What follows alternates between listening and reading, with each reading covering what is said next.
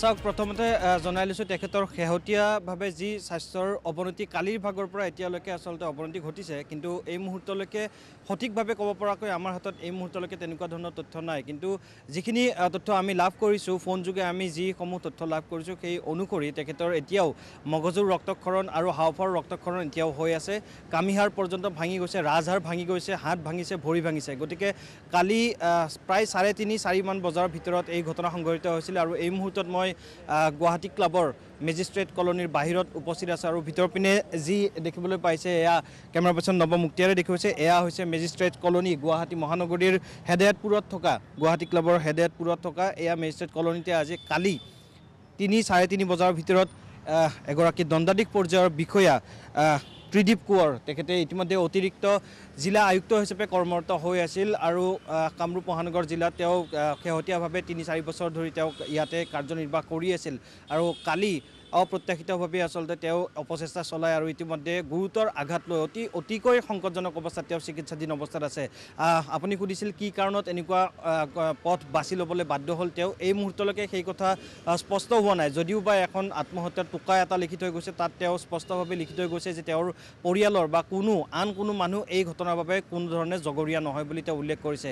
আমি যি ধৰণে তথ্য লাভ কৰিছোঁ, আমি সেই তথ্য অনুসৰি ক'ব পাৰোঁ যে বিগত কেইবাবছৰ ধৰি তেওঁ আচলতে কামৰ যি চাপ আছিলে, সেই কামৰ চাপৰ ফলত তেওঁ বিৰক্ত হৈ পৰিছিল। আমাৰ হাতত যিখিনি তথ্য আহি পৰিছে সেই অনুসৰি তেওঁ শিৱসাগৰৰ বাসিন্দা, শিৱসাগৰৰ এখন মহাবিদ্যালয়ত তেওঁ শিক্ষকতা কৰিছিল আৰু সেই শিক্ষকতাৰ বৃত্তিৰ পৰা 2016 চনত লোকসেৱা তেওঁ বাছি লৈছিলে আৰু APSCৰ জৰিয়তে তেওঁ ADC হিচাপে কৰ্মৰত হ'বলৈ সক্ষম হৈছিল। কিন্তু 2016 চনত কৰ্মত নিয়োগ হোৱাৰ পিছৰে পৰা তেওঁৰ আচলতে কামৰ হেঁচাত কিছু পৰিমাণে বিৰক্ত হৈছিল আৰু বিগত 2024 চনৰ নিৰ্বাচনৰ সময়ছোৱাত তেখেতৰ এই কামৰ হেঁচাৰ ফলতে তেওঁৰ প্ৰেছাৰ ষ্ট্ৰ'ক হৈ এটা অংশ আচলতে পেৰালাইচিছ হোৱাৰ লেখীয়া হৈছিলে তেওঁৰ দেহৰ। গতিকে তাৰ পাছৰে পৰা তেওঁ মানসিকভাৱে, শাৰীৰিকভাৱে দুয়োটা ফালৰ পৰা তেওঁ দুৰ্বল হৈ পৰিছিল আৰু সময়ে সময়ে আচলতে তেওঁ চিকিৎসাও গ্ৰহণ কৰি আছিলে। বিগত 3-4 মাহ ধৰি তেওঁ আচলতে প্ৰেছাৰ ষ্ট্ৰ'কৰ পিছত চিকিৎসাধীন অৱস্থাত থাকিবলগীয়া হৈছিল, যদিও পুনৰ কামত নিয়োগ হৈছিলে আৰু তাৰ পাছতে আচলতে কামৰ হেঁচাৰ ফলতে হয়তো বা এনেকুৱা ধৰণৰ পথ বাছি ল'বলৈ তেওঁ বাধ্য হৈছে। কিন্তু এই মুহূৰ্তত আমি দেখুৱাইছোঁ এয়া হৈছে মেজিষ্ট্ৰেট কলনী, এয়া গুৱাহাটী ক্লাবৰ হেদায়তপুৰত থকা মেজিষ্ট্ৰেট কলনীৰ এয়া এই বাসিন্দা, যিসকল দণ্ডাধীশ পৰ্যায়ৰ যিসকল বিষয়া আছে তেওঁলোক এই কলনীতে আচলতে এই আৱাসতে বাস কৰে। এই মুহূৰ্তত যি সন্মুখতে যি ছিকিউৰিটি গাৰ্ডৰ যি আচলতে ঘৰ আছে, তাত কালি যিসকল লোক আছিলে, যদি আগুৱাই আহে, আপোনালোক ডিউটিত আছিলে কালি সেই সময়ছোৱাত 3:30 মান বজাত দেখিছে কিমান নম্বৰ ফ্ল'ৰত তেখেতে বাস কৰে, কি দেখিছিল আপুনি? মানে আমি যেতিয়া ডিউটিত আছিলোঁ 3টাৰ পৰা আছিলোঁ মই থাকোঁতে, মানে সিফালে আমাৰ যিবিলাক মানুহ মানে FT কোৰ্ট আছে তাতে কিছুমান মানে হেৰি আহি থাকেতো মানুহ, তেওঁলোকে মানে কিবা শব্দ শুনা পাই আমাক খবৰ দিব আহিলে ইয়াতে মানুহ পৰিছে বুলি। তাতে গৈ দেখা পালোঁ ছাৰ পৰি আছে।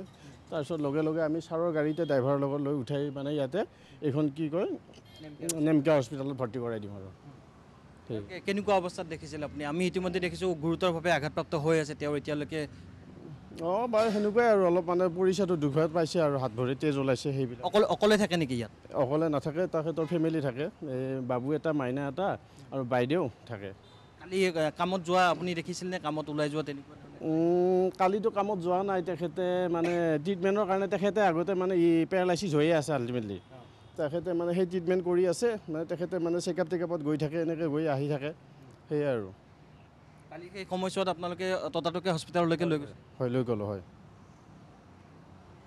এয়া এই মুহূৰ্তত আমি মেজিষ্ট্ৰেট কলনীৰ বাহিৰৰ যি আচলতে গৃহৰক্ষী জোৱান যিসকল আছে, গেটকিপাৰ হিচাপে তেওঁলোকৰ পৰা জানিছোঁ কোনোবা এনেকুৱা ধৰণৰ কিবা হাই কাজিয়া বা কেনেকুৱা ধৰণৰ কিবা তেনেকুৱা কোনোদিন দেখা নাই বাৰু, কিন্তু ভিতৰি যদি কিবা আছে সেইটো নাজানো, কিন্তু আমিতো মানে হেৰিত কোনোদিন দেখা নাই কাজিয়া।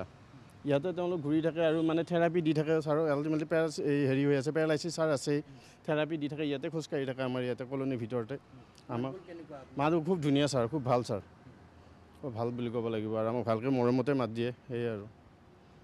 দেজি ইতিমধ্যে উল্লেখ কৰিছোঁ যে তেখেতে আচলতে কৰ্মত নিয়োজিত হৈয়ে আছিল, কিন্তু যিহেতু তেওঁক বিগত কিছু মাহ ধৰি আচলতে পেৰালাইচিছত ভুগি আছিলে, কিয়নো প্ৰেছাৰ ষ্ট্ৰোকৰ ফলত তেওঁৰ পেৰালাইচিছ চলিছে আৰু তাৰ পাছতে তেওঁৰ ফিজিঅ'থেৰাপি চলি আছিলে বুলি ইতিমধ্যে আমি জানিব পাৰিছোঁ। কিন্তু অতি দুখজনক খবৰ যে দণ্ডাধীশ পৰ্যায়ৰ এগৰাকী বিষয়াই আচলতে কি কাৰণত চৰমপন্থা বাছি ল'বলৈ বাধ্য হৈছিলে, আৰু সেই বিষয়ে ইতিমধ্যে লতাশিল আৰক্ষীয়ে তদন্ত কৰি আছে। যিহেতু তেওঁৰ এখন আত্মহত্যাৰ টোকা এটা লিখি থৈ গৈছে, তাত স্পষ্টভাৱে উল্লেখ কৰি থৈ গৈছে যে তেওঁৰ এই কাণ্ডৰ বাবে কোনো ধৰণৰ কোনো লোক জড়িত নহয় বা জগৰীয়া নহয়। কিন্তু অতি আশ্চৰ্যকৰ বিষয়, যিয়ে আচলতে অতি মেধাৱী, যি পঢ়া শুনা কৰি সুন্দৰভাৱে এটা সমাজখনক চলাই নিয়াৰ বাবে প্ৰশাসনিক পদত পদাধিকাৰ হৈ থকা এগৰাকী ব্যক্তিয়ে যদি সকলো দিশৰ পৰা দিশহাৰা হৈ অৱশেষত যদি চৰমপন্থা বাছি ল'বলৈ বাধ্য হয়, আৰু সেই সময়ছোৱাতে অপচেষ্টা কৰাৰ ফলতে তেওঁ গুৰুতৰভাৱে আঘাতপ্ৰাপ্ত হয়। এই মুহূৰ্তত যিহেতু চিকিৎসাধীন অৱস্থাত আছে, গতিকে নিশ্চয়কৈ এয়া ব্যক্তিগত কোনো ধৰণৰ কাৰণ নহয় বুলি ইতিমধ্যে স্পষ্টভাৱে আমি জানিব পাৰিছোঁ। কিয়নো